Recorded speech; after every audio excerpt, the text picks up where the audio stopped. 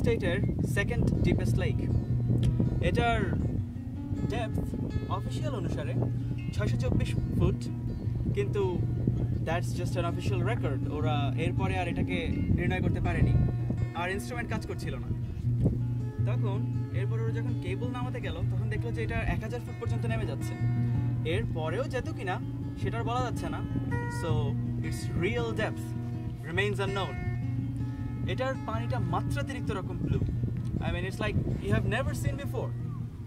এই অতিরিক্ত ব্লু হওয়ার কারণটা হচ্ছে এখানকার পানিতে নাইট্রোজেনের খুব অভাব, আর নাইট্রোজেনের অভাবের জন্য শৈবাল জন্মাতে পারেনি, অ্যালগি বলেন বা অ্যালজি বলেন, সেটা জন্মাতে পারেনি।